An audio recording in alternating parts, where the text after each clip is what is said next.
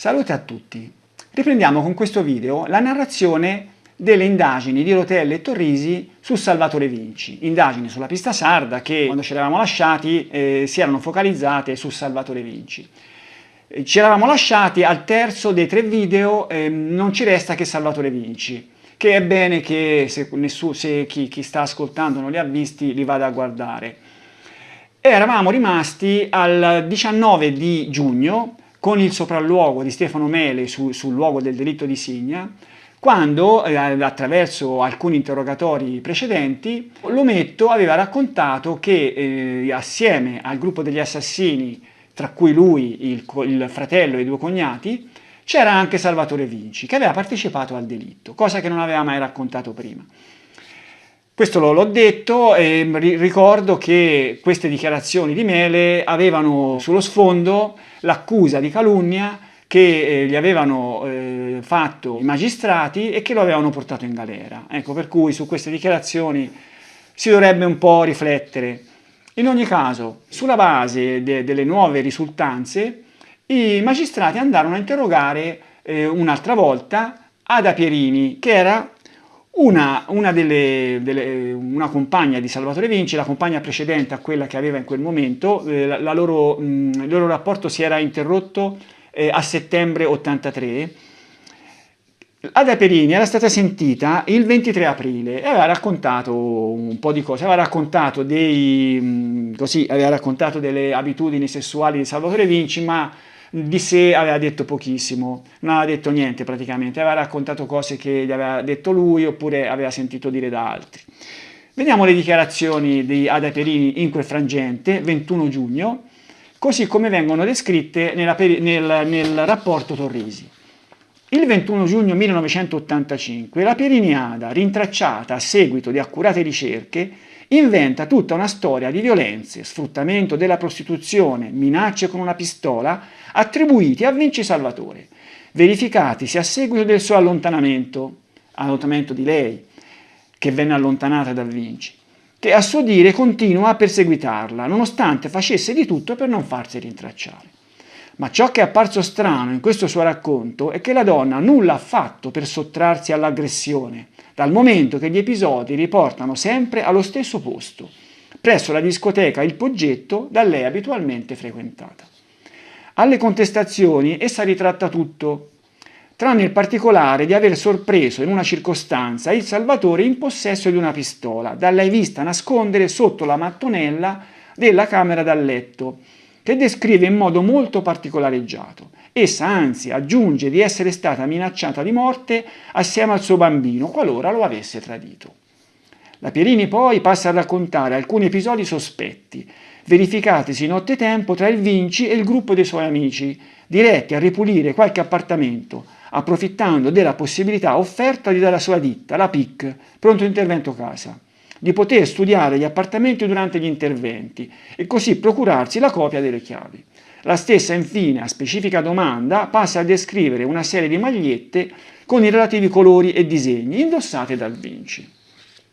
Ecco, tra queste magliette ce n'era una che fece venire in mente a Torrisi una maglietta vista addosso a un personaggio che era stato visto a Giovoli la notte del delitto. Scrive lui che com'era quest'uomo, una testimone, adesso non mi ricordo il nome, ma comunque una testimone lo aveva visto scendere da un'auto in vicinanza del delitto, un uomo dall'età di 40-45 anni, dall'altezza di 1,70 m, indossante una maglietta celeste, con delle strisce rosso orizzontali, pantaloni scuri, capelli folti, lisci e tirati indietro. E qui Torrisi, con questa storia della maglietta, pensò che potesse essere stato Salvatore Vinci, questo personaggio. Sulla base delle rivelazioni di Ada Pierini, si andò a perquisire la casa di Salvatore Vinci. Il 26 giugno non venne trovata nessuna pistola, naturalmente, ma non venne trovata nemmeno una mattonella mobile in camera da letto.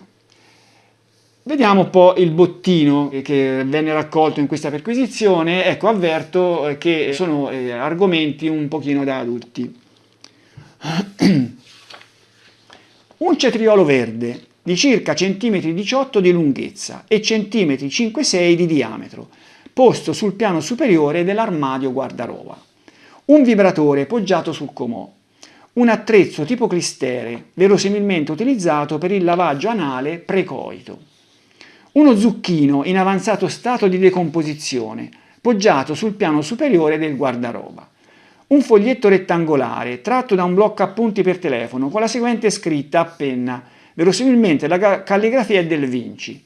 Sign Maggiore Toriso, via Colli N101 264 261. Su questo biglietto, quelli che ritengono Salvatore Vinci colpevole, cioè che sia il mostro di Firenze, hanno fatto numerosi ragionamenti, magari in futuro li faremo anche noi.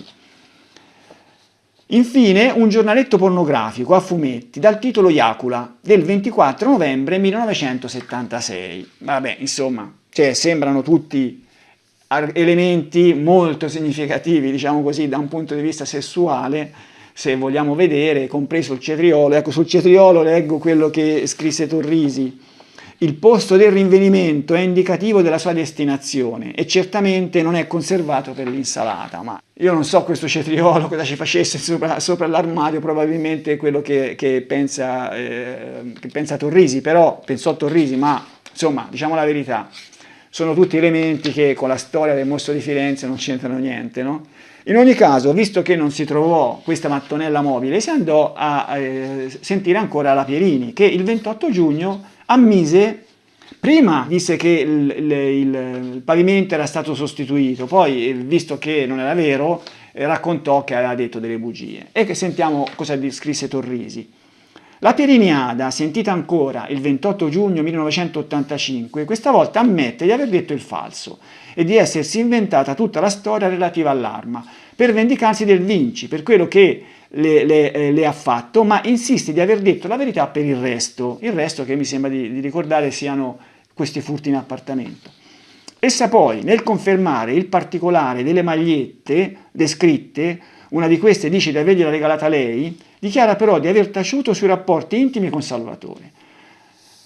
La Pierina aveva raccontato di questi rapporti così forti di Salvatore, ma con altri che gli aveva raccontati lui, li aveva sentiti anche da questi altri. Ma non aveva detto niente di lei, che non aveva detto che aveva partecipato. In questa occasione disse che aveva partecipato anche lei.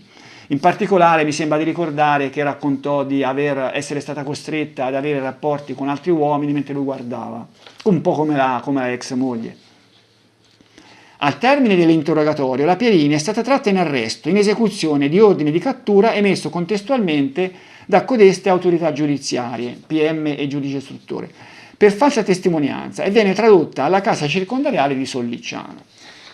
Su questo comportamento di Ada Pierini ci torneremo perché ci darà modo di tracciare uno scenario verosimile per quanto riguarda l'argomento dello straccio.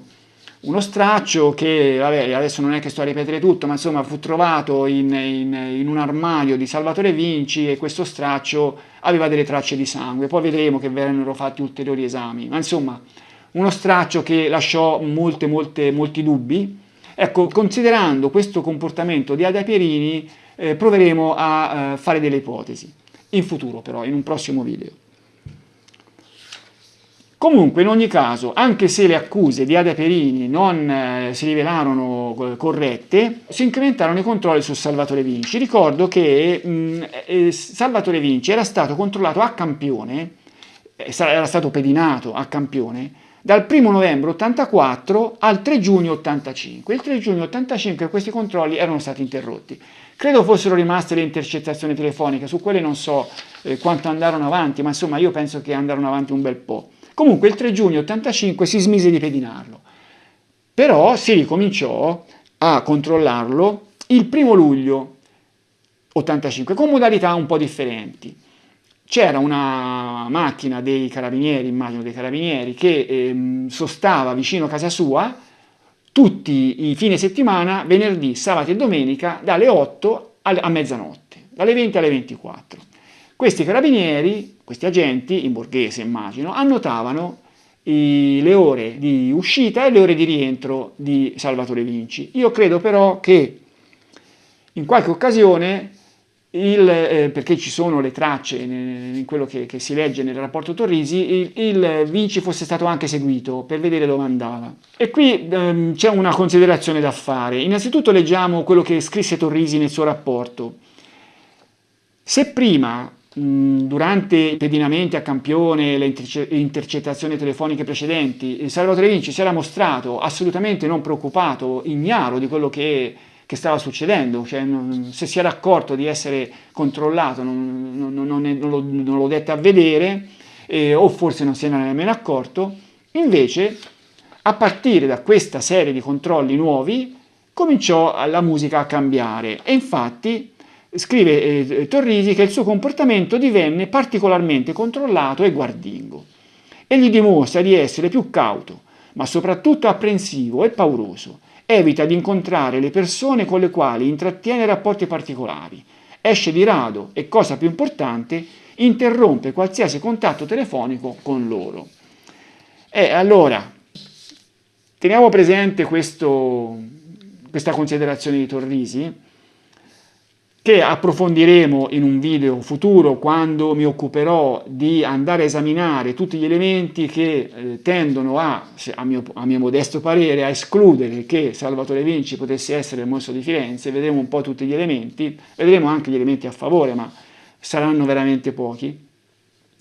Queste considerazioni di Torrisi io voglio che siano un minimo oggetto di riflessione, ma allora se il comportamento di Vinci in quel periodo era così guardingo, allora io mi domando, ma è possibile che lui sia andato a uccidere proprio quando era controllato? Ma poi nemmeno in un giorno della settimana, era andato di domenica, cioè o di domenica o, se si vuole vedere la cosa reale, o di venerdì, comunque quel fine settimana, venerdì, sabato e domenica, quando sapeva di essere controllato. Io immagino che si sarà accorto di questa macchina dei carabinieri che era sempre lì, no? Andare a fare il delitto, poteva andare, allora se proprio fosse stato un last murderer di quelli che non resisteva, doveva uccidere per forza, cosa diciamo opinabile visto il personaggio, allora magari poteva scegliere una giornata in cui non c'era questo controllo, perché insomma anche lì andare a uccidere, poi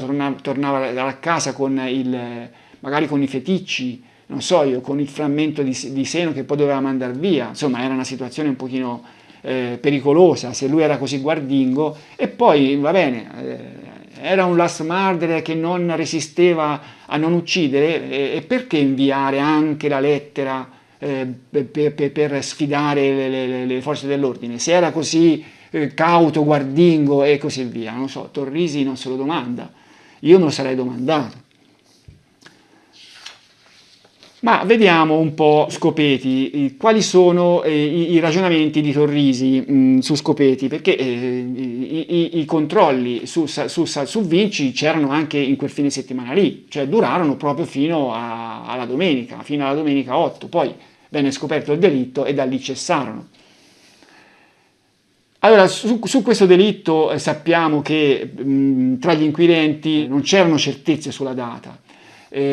Sappiamo, insomma, io credo di aver illustrato, ma non sono stato soltanto io, sono stati persone ben più preparate di me a dirlo, che il delitto non poteva avvenire di domenica, al massimo sabato, ma io sono convinto che avvenne di venerdì. Comunque, al di là di questo, anche per illustrare l'estrema idea di colpevolezza che aveva Torrisi riguardo Salvatore Vinci, vediamo un po' tutte e tre le giornate, così come vennero considerate nel rapporto. Ecco, allora, in base alle testimonianze e alle considerazioni degli agenti che controllavano Vinci, la domenica, nelle ore, diciamo così, del possibile delitto, Vinci la trascorse così. Allora, alle 20 arrivano gli agenti e lo trovano fuori casa, non era in casa, cioè non c'era il suo mezzo lì parcheggiato.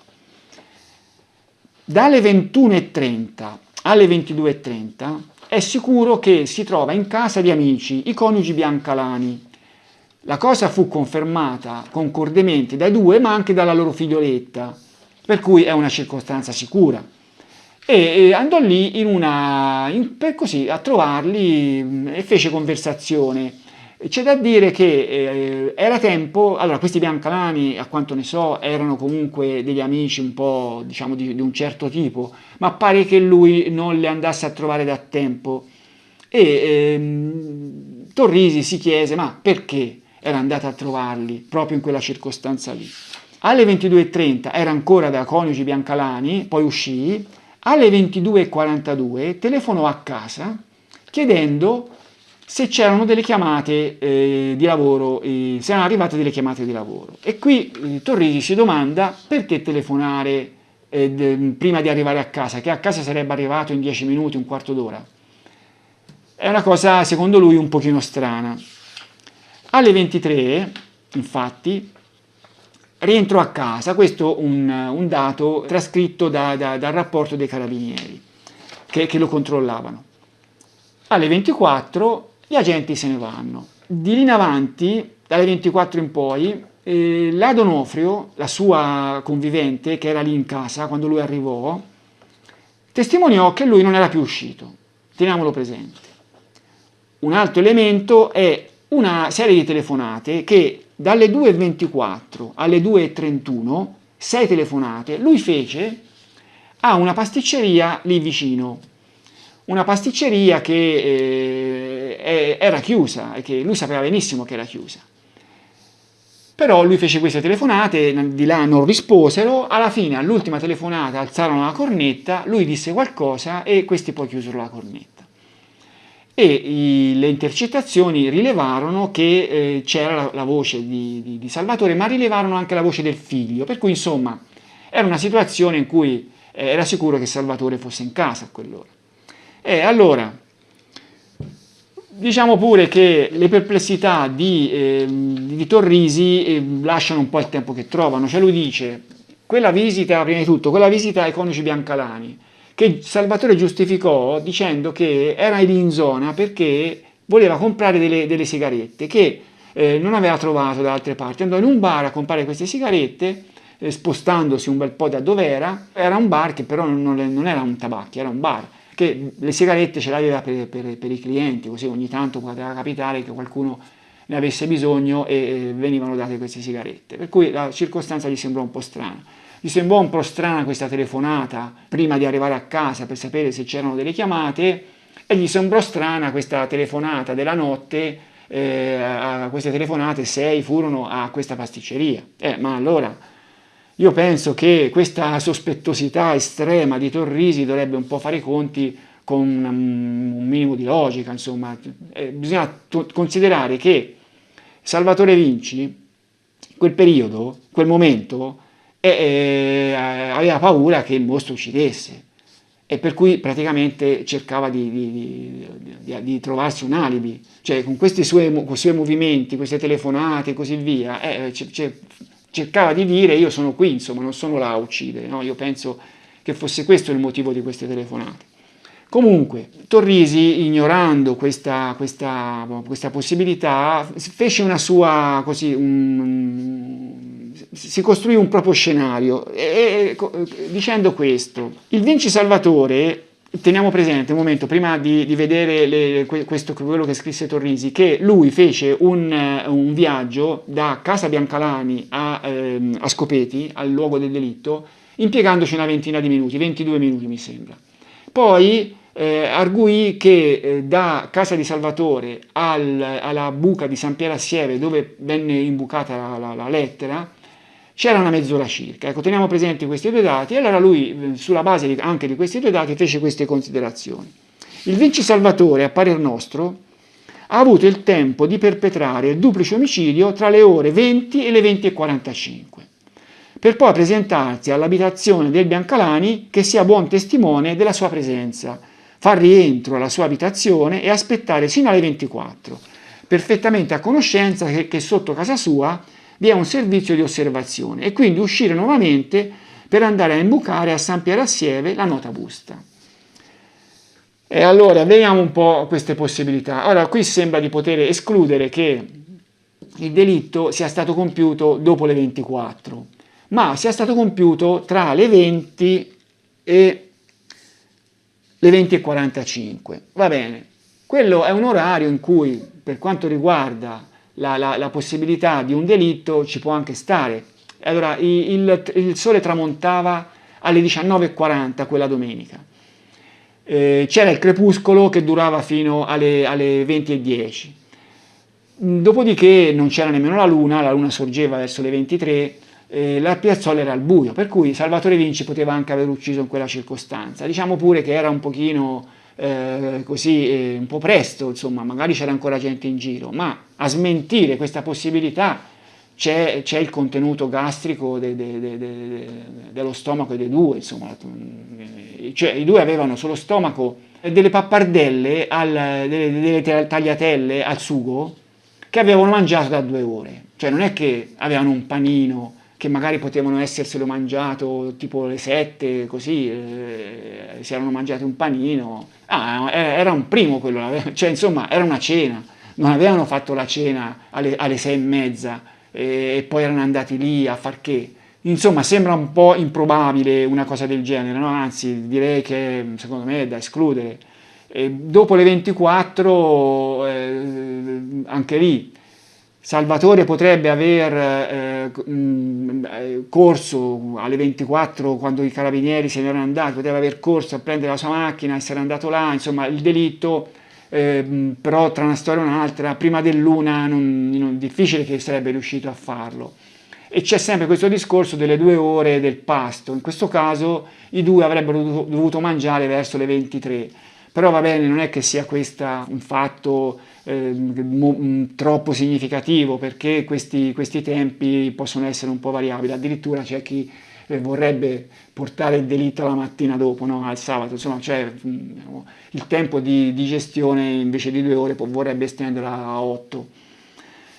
C'è un po' di variabilità, ma insomma c'è questa testimonianza della D'Onofrio che dice che dopo le 24 Salvatore Vinci rimase in casa. Io non vedo perché non deve essere creduta questa donna. Cioè, questa donna era una donna normale, aveva una figlia.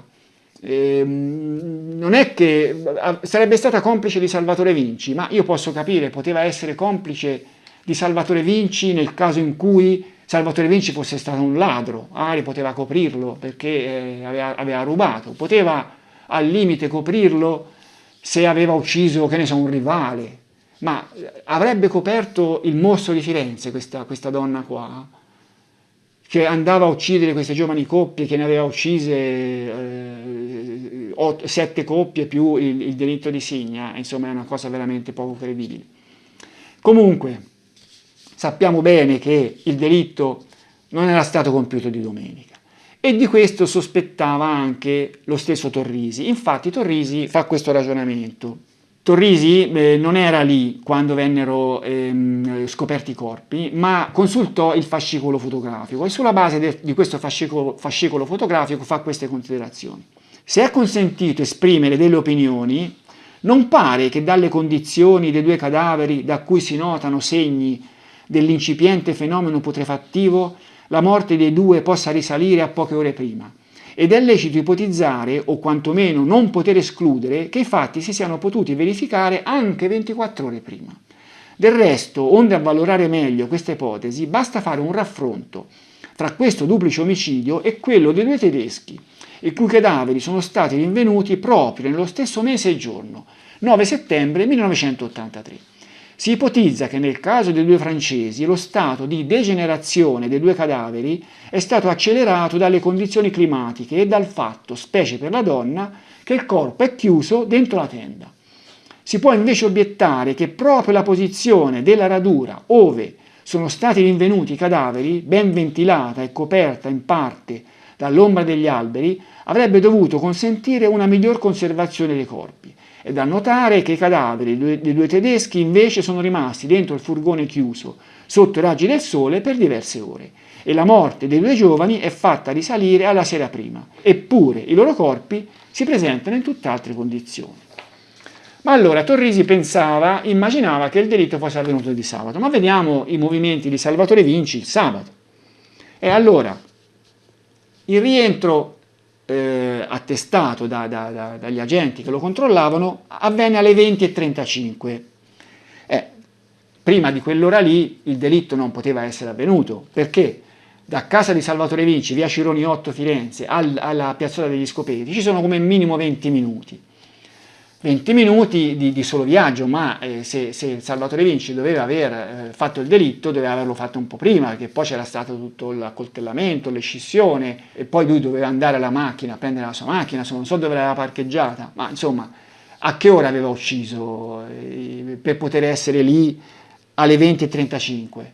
Aveva ucciso alle 7? E anche qui c'è il discorso che i due avevano mangiato da 2 ore un pasto completo, cioè un primo, tipico di una cena, insomma, è una cosa un po' poco plausibile.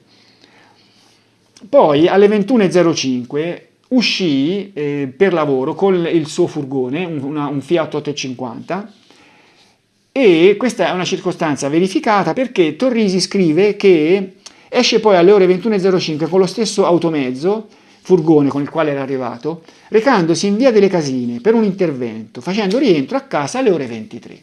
Per cui fino alle ore 23 il delitto non poteva averlo compiuto. Dalle 23 alle 24 rimase a casa, gli agenti testimoniarono che era a casa e poi alle 24 gli agenti se ne andarono e qui ritorniamo alla possibilità che il delitto potesse essere avvenuto dopo le 24.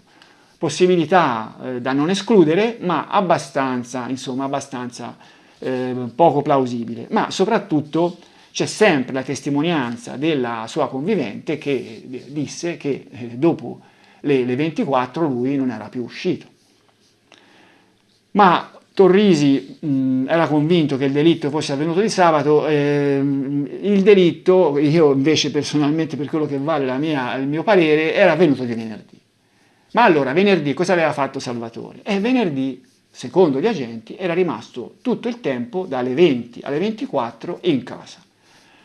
Prima delle 20 il delitto non poteva essere stato compiuto e dopo le 24 c'è sempre la testimonianza della D'Onofrio che dice che Salvatore Vinci era rimasto a casa. Il lunedì sera Salvatore Vinci venne sottoposto al guanto di paraffina e questa è una cosa interessante, no? Più che altro perché dà una misura dell'estrema sospettosità che c'era nei suoi confronti, da parte di Torrisi ma anche da parte di qualche altro, in particolare quello che gli aveva fatto questo esame. Sentiamo cosa scrive Torrisi nel suo rapporto. Le mani del Vinci si presentano arrossate nella zona dorsale e nelle dita, con una elevata sensibilità e a ogni applicazione l'interessato si lamenta dell'eccessivo calore.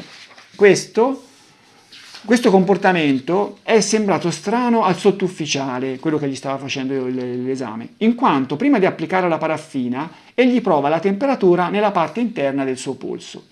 Tuttavia, lasciata raffreddare la paraffina più del dovuto, la paraffina, che ho capito io, è una specie di cera, qualcosa del genere, che viene spalmata sulle mani di chi è lì sottoposto all'esame, poi si raffredda, si solidifica, viene tolta e si porta dietro le particelle di polvere da sparo. Quando viene applicata a caldo, per cui Salvatore Vinci si lamentava di questo caldo.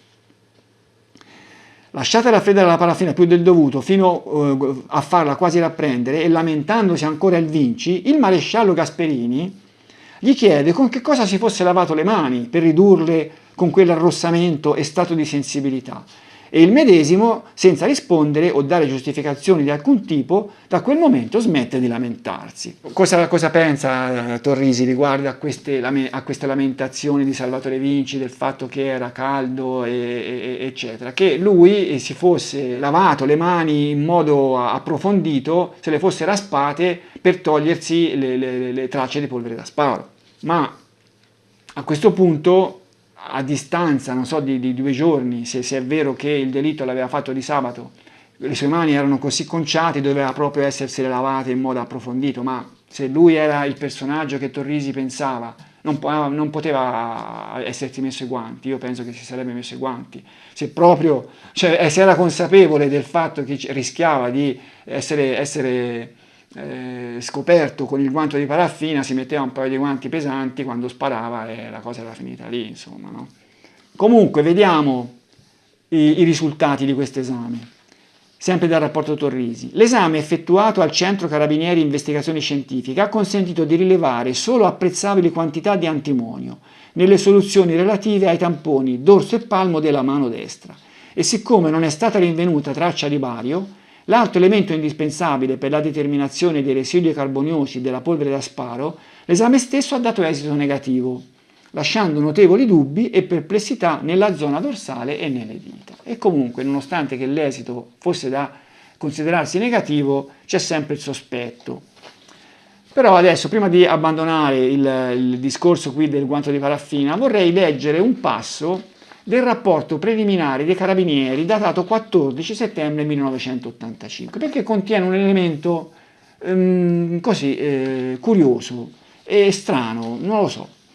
Il Vinci veniva sottoposto a rilievi mediante l'applicazione del guanto di paraffina ad entrambe le mani. Questo è scritto nel rapporto dei Carabinieri, che è appunto nella parte che descrive questa storia del guanto di paraffina.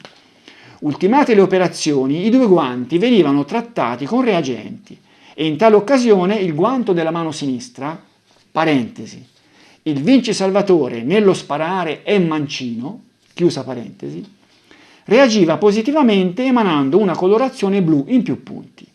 A questo punto le operazioni vennero sospese e i reperti inviati al centro investigazioni, eccetera, eccetera. Ecco, vorrei porre l'accento su questo fatto. Qui si dice che il Vinci Salvatore nello sparare è mancino.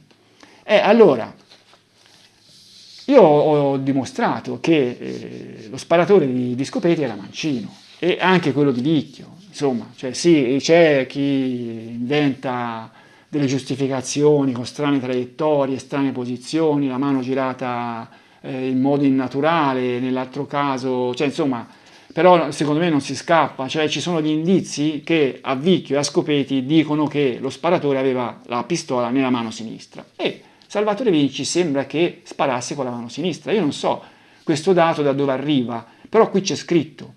Magari qualcuno di voi potrebbe saperne di più e io sono contento se me lo comunica. Comunque sul coinvolgimento di Salvatore Vinci nel delitto degli Scopeti parleremo più avanti, quando ci sarà un video dove si cercherà di verificare un po' gli elementi che lo coinvolgono nel delitto e non solo in quel delitto lì ma un po' in tutto il discorso dei delitti del mostro e lì discuteremo anche del famoso straccio. A questo punto, nonostante che gli elementi che tendevano a far escludere che Salvatore Vinci potesse aver ucciso Ascopeti, Rotella e Torrisi continuarono a picchiare su di lui e andarono a risentire Stefano Mele. Abbiamo visto che Stefano Mele li aveva accontentati sperando di uscire di galera, ma loro non l'avevano fatto uscire. Stefano Mele era ancora in galera e il 18 settembre andarono a risentirlo. Sentiamo dal rapporto Torrisi. Il 18 settembre 1985, dinanzi al giudice istruttore e al PM, il Mele Stefano, nel confermare le precedenti dichiarazioni del 12 giugno 1985, ribadisce le accuse contro il fratello Giovanni e Vinci Salvatore, ma non fa più menzione dei due cognati. Egli precisa di non aver mai avuto il coraggio di ammazzare la moglie perché tuttora le vuole bene e che il secondo amante della moglie è stato Vinci Salvatore. È stato costui a prospettargli di voler ammazzare sua moglie e che anche Giovanni è stato d'accordo perché la sua famiglia odiava sua moglie e adesso, mentre lui è dentro, sottolinea lo Stefano, il Vinci e suo fratello sono fuori tranquilli. Egli poi aggiunge che è stato Salvatore ad accompagnarli con la sua autovettura, il quale è in possesso della pistola, quella che ha sparato e che gli hanno messo in mano. Il Mele infine conclude dicendo che Salvatore ha accompagnato Natalino con l'autovettura, forse anche un po' a piedi e per la strada, e questi gli ha detto: se dici qualche cosa ti ammazzo, a te e tuo padre, mentre suo fratello a suo avviso si è allontanato per conto proprio. Questa storia dell'accompagnamento di Natalino da parte di Salvatore Vinci è quello che Rotella e Torrisi credevano. Loro erano convinti che fosse stato Salvatore Vinci ad accompagnare Natalino, però Natalino non l'aveva detto. Già il 19, questo lo scrive Torrisi nel rapporto, già il 19 di giugno, quando era stato fatto il sopralluogo con Mele sul luogo del delitto, pare così informalmente che Mele avesse già ammesso con Torrisi che ad accompagnare il bambino era stato Salvatore. E questa è una cosa che insomma lascia un po' perplessi, perché si potrebbe pensare che in quell'occasione Stefano Mele avesse capito cos'altro volevano da lui gli inquirenti e che poi tra il 19 di giugno e il 18 settembre, quello che era, avesse provveduto a inserire anche questo particolare nella sua versione. Questo è quello che penso io. Però andiamo a vedere questa storia dell'accompagnamento di Natalino, ma com'è possibile che Natalino non avesse mai fatto menzione della figura di Salvatore Vinci, se non dicendo che lo zio Piero gli aveva detto di dire di averlo visto tra le canne. Solo per questo Natalino aveva nominato Salvatore, ma non per altro, cioè il bambino non aveva mai parlato di Salvatore Vinci né sulla scena del crimine né tantomeno in fase di accompagnamento, che poi l'accompagnamento con la macchina, un po' a piedi, anche lì me l'avrà detto così perché gli avranno detto guarda che con la macchina non ci poteva arrivare fino in cima perché c'erano, abbiamo visto in altri video, c'erano gli ostacoli. Ma cosa si dovrebbe pensare di questo bambino? Allora, questo bambino il 24, il 25 forse mi sembra, fu portato da maresciallo Ferrero, l'abbiamo visto, sul luogo e gli fu fatto fare il viaggio nel momento in cui lui ancora disperatamente continuava a dire di aver fatto il viaggio da solo, caparbiamente, più che disperatamente, caparbiamente. In quell'occasione raccontò che non era vero, che l'aveva accompagnato il padre. Allora, bisognerebbe pensare che Salvatore Vinci avesse minacciato Natalino e il bambino fosse stato zitto dietro questa minaccia e avesse raccontato di aver fatto il viaggio da solo, ma poi con il maresciallo Ferrero avrebbe sostituito questa bugia con un'altra bugia, cioè non avrebbe detto la verità, avrebbe detto un'altra bugia, quella di essere stato accompagnato dal padre, anche raccontando certi particolari, ma questa bugia sarebbe stato Salvatore a dirglielo nella fase di accompagnamento dicendogli se non ce la fai a sostenere che sei andato da solo, di che ti ha accompagnato tuo padre. Non è possibile questo, Natalino aveva 6 anni e mezzo, non è possibile che questo meccanismo avesse funzionato con un bambino di quell'età. E non c'è nemmeno da pensare che Natalino si fosse inventato lui che l'avesse accompagnato il padre, per quale motivo se lo sarebbe inventato? Ma Rotella si dà un po' la zappa sui piedi con questo fatto, perché lui scrive nella sua sentenza: è difficile trovare un solo caso nel quale egli, cioè Natalino, sembri inventare. In taluni casi di tutti gli interrogatori è palese che Natalino spesso non riferisce cose apprese per diretta esperienza, ma nulla di quanto afferma appare creato sul momento, bensì volta a volta realmente visto o sentito, oppure suggeritogli volontariamente o involontariamente da altri. E allora qui bisognerebbe pensare che, secondo Rotella, non era stato Natalino che si era inventato di essere stato accompagnato dal padre in quel contesto e poi, attenzione, avrebbe continuato a mantenere questa versione sia negli interrogatori di un anno dopo davanti al giudice istruttore, 3 interrogatori, sia al processo ancora un anno dopo. Non se lo sarebbe inventato lui, secondo quello che sostiene Rotella, ma sarebbe stato qualcuno a dirglielo, ma chi? Cioè si potrebbe pensare solo quello che ho detto prima, che Salvatore durante il viaggio gli avesse detto non dire niente, di che se hai fatto il viaggio da solo, se non ce la fai, di che ti ha accompagnato tuo padre. Questa bugia, diciamo, su 2 piani, che con un bambino di 6 anni e mezzo non sarebbe stata possibile. Il 18 ottobre avvenne un fatto molto interessante. Venne sentito Nicola Antenucci. Ricordo chi era Nicola Antenucci. Nicola Antenucci era uno dei 2 amici che avevano testimoniato di aver trascorso la serata del delitto insieme a Salvatore Vinci, il mercoledì.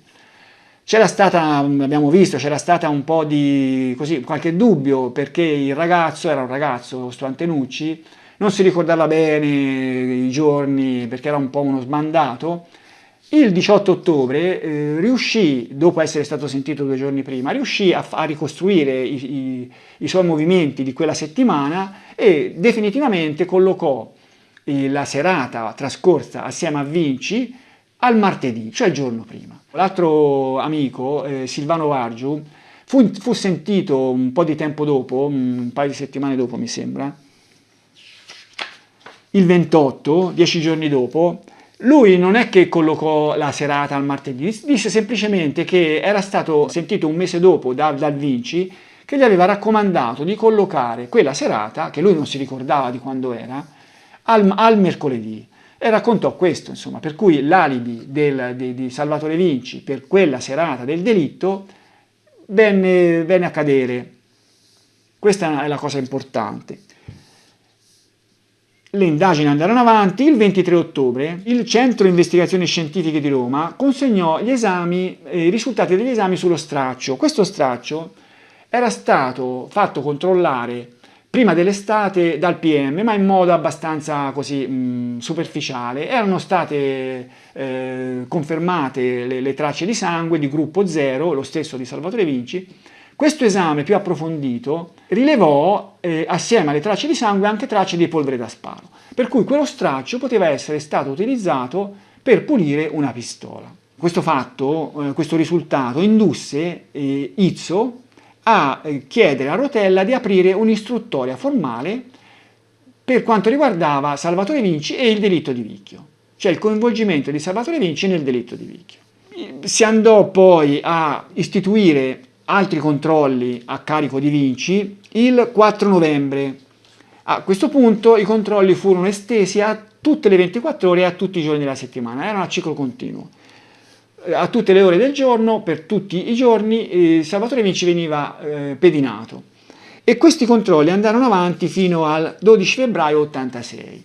Ma vabbè, io immagino che avranno prodotto qualche avvistamento di natura così un po' scabrosa, ma non produssero nessun risultato sul fronte delle indagini relativamente al coinvolgimento di Salvatore Vinci nella vicenda del mostro. Si andò anche a indagare, a interrogare i familiari di Barbarina Steri, le sorelle e il fratello tra l'altro, che aveva fornito una specie di alibi a Salvatore per la serata della morte della ragazza, si tirò un pochino indietro, lasciò un pochino di dubbi, e tanto che quell'alibi lì cominciò un po' a traballare. Beh, insomma, i risultati non è che fossero molti, ma comunque a fine aprile 86 il colonnello Torrisi dette a Rotella il suo rapporto. In questo rapporto, come ho già detto più volte, la sua posizione era estremamente colpevolista, proprio sia sul delitto, sulla morte di Barbarina Steri, sul delitto di Signa e sugli omicidi del mostro. Tutto era a carico di Salvatore Vinci. Vediamo per quanto riguardava il delitto della moglie, il presunto delitto della moglie. Sentiamo cosa scrive Torrisi.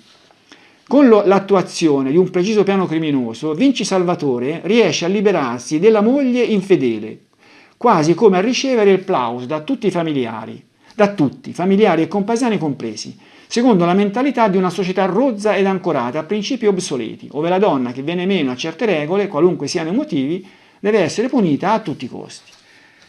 Cioè, in sostanza, dice Torrisi che Salvatore Vinci uccise la moglie, e la uccise per vendetta e per recuperare dignità di fronte a tutto il paese. Questa era la motivazione dell'uccisione di Barbarina Steri, che secondo Torrisi era stata fatta da Salvatore.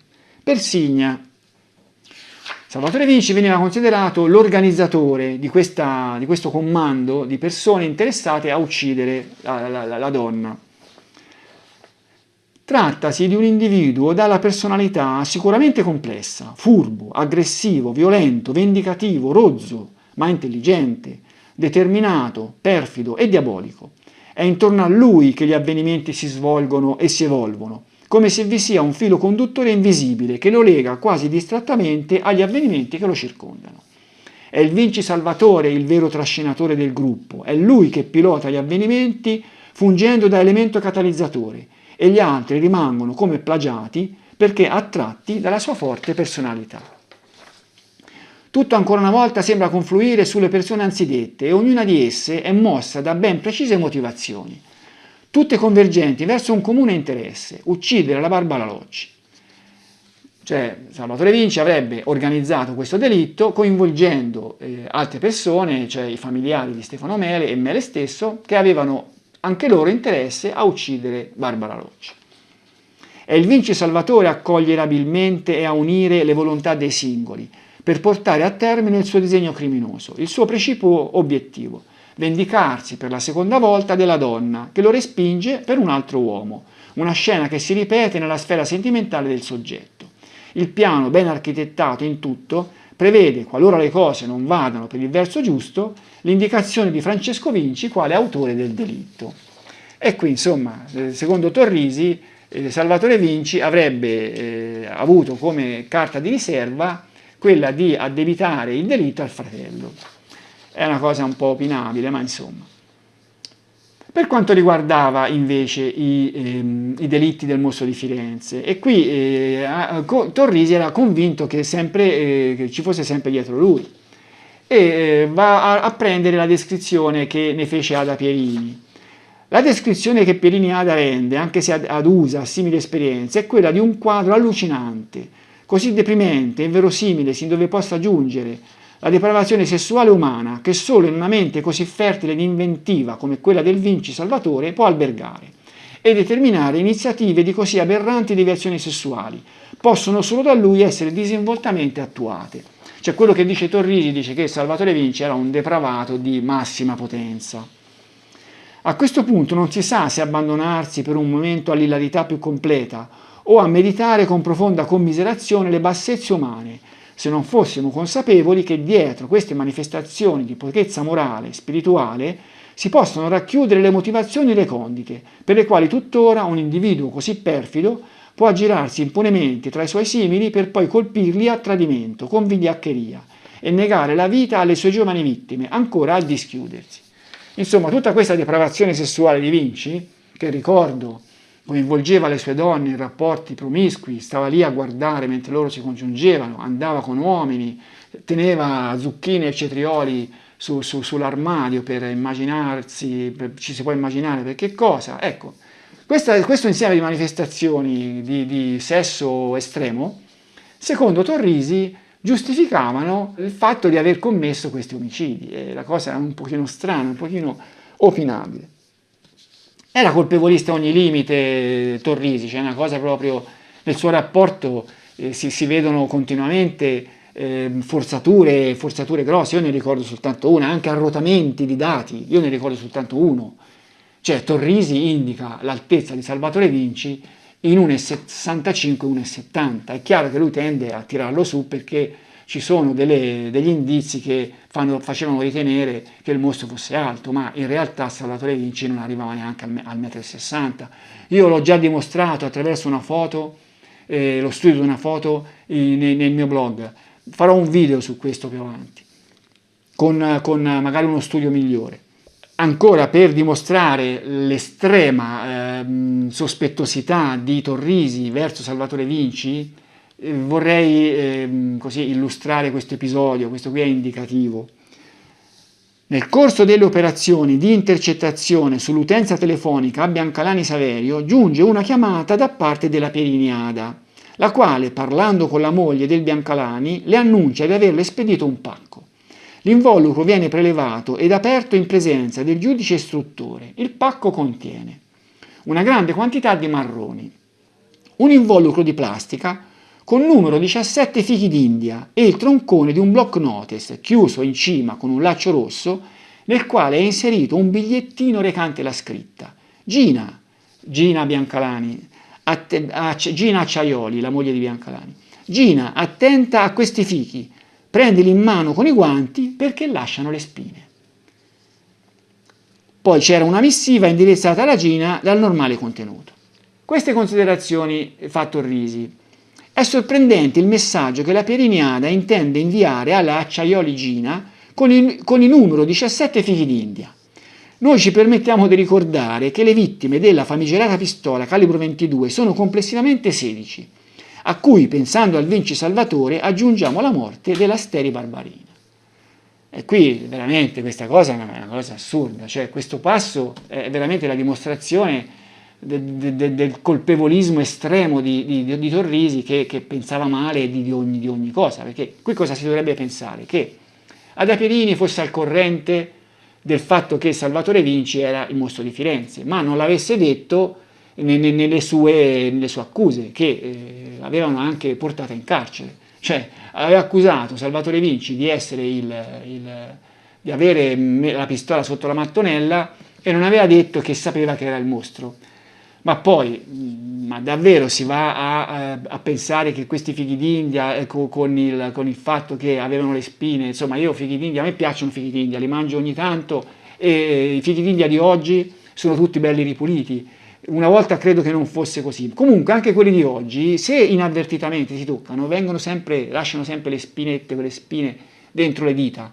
E semplicemente la Pierini avvertiva l'amica di stare attenta con questi fichi d'India, insomma, che fossero 17, 16 più 1, io penso che sia una coincidenza, non so.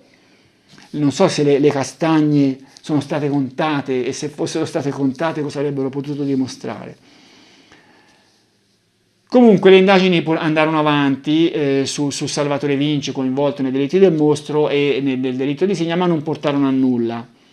Sostanzialmente se c'era qualcosa di valido nei risultati che aveva ottenuto Torrisi insieme a Rotella in queste indagini riguardava la morte di Barbarina Steri, lì effettivamente c'era anche per la distanza del delitto, c'erano delle perplessità che poteva valer la pena di cercare di fugare. Cosa fece Rotella a quel punto lì? A quel punto lì, visto che in mano sul riguardo i delitti del mostro non aveva nulla, e nemmeno anche Persigna aveva pochissimo, e poi non gli interessava perseguire Vinci Persigna, gli interessava per il mostro, badò bene di stralciare la parte relativa al presunto omicidio di Barbarina Steri. Questo nell'ipotesi che magari una condanna su questo aspetto potesse essere già qualcosa, e stralciò gli atti e li inviò al Tribunale di Cagliari. Questi atti, che era competente per territorio, perché il presunto omicidio era avvenuto in Sardegna. Questi atti vennero presi in mano dal giudice istruttore Luigi Lombardini e dal pubblico ministero Enrico Altieri. Questi li esaminarono, gli parvero così significativi, e l'11 di giugno del 1986 disposero l'arresto di Salvatore Vinci.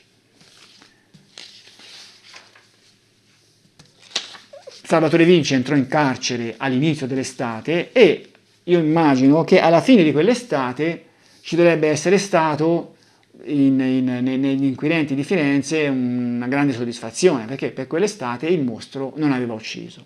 Io ricordo però anche che chi crede alla storia del doppio cadavere e di Narducci come così facente parte dei mostri, e dopo la sua morte i delitti cessarono, no? Questi lo dicono di Narducci. C'è anche quelli di Pacciani che dicono che Pacciani fu perquisito dopo il delitto di Scopeti e con la paura che ebbe l'estate successiva non uccise, poi dopo l'estate successiva ancora era in carcere anche lui, per cui i delitti cessarono. A Firenze si cercò di andare avanti con il resto, mentre in Sardegna indagavano sulla questione della morte di Barbarina Steri. Il 14 di ottobre dell'86 Torrisi produsse un addendum al suo rapporto, un addendum che praticamente non conteneva niente, cioè non c'era niente, non era stato trovato niente di più. Per dare dimostrazione che non c'era niente dentro, leggo quello che dichiarò la ex moglie Rosina Massa, che venne interrogata il 21 giugno 86. Sentiamo le sue dichiarazioni riportate in questo addendum.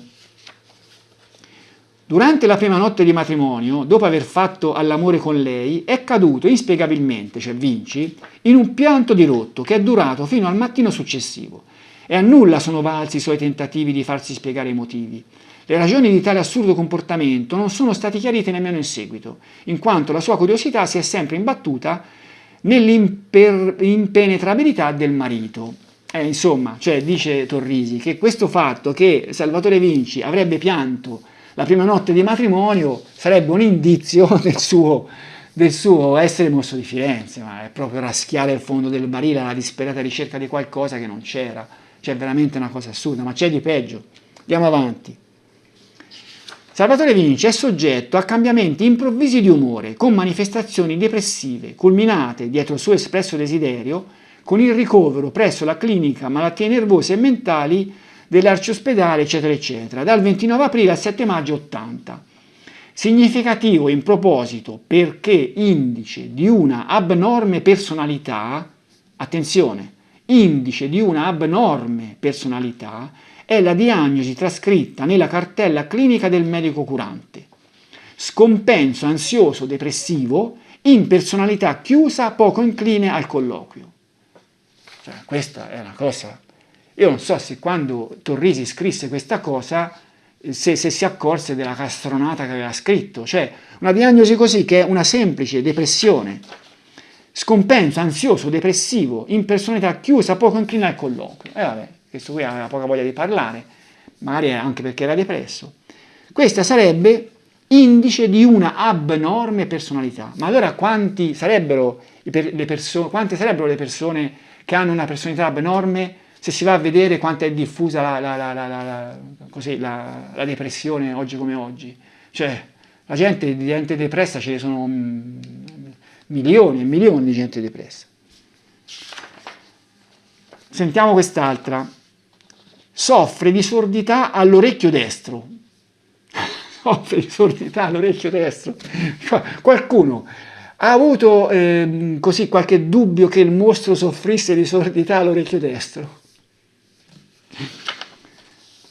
La circostanza è stata notata dallo scrivente durante il trasferimento del Vinci Salvatore da Firenze all'aeroporto di Pisa, diretto a Cagliari. Infatti il medesimo chiedeva che lo scrivente si sedesse accanto a lui dall'altra parte, cioè alla sua sinistra, in quanto affermava di non sentire da quell'orecchio. Insomma. Poi ancora, è caduto battendo la testa durante il servizio militare. Ha picchiato la testa durante il servizio militare, gli ha fatto male quella botta. È stato massacrato di botte dal padre all'età di 10 anni, rimanendo per 15 giorni fasciato per le ferite riportate. È evidente che per quanto riguardava il coinvolgimento di Salvatore Vinci nei delitti del mostro non c'era niente, non avevano niente, poi lo vedremo, non avevano niente, perché sennò non sarebbero andati a cercare queste cose qua. Ma allora, verso la fine di novembre 87, qui siamo all'87, Mario Rotella inviò 2 avvisi di garanzia a Vinci, uno per Signa e uno per Giogoli. Io non so perché gli inviò quello per Giogoli e non per gli altri delitti, probabilmente perché era una questione, non so, doveva interrogarlo su Giogoli, non so, però comunque gli avvisi di garanzia per gli altri delitti arrivarono a ruota.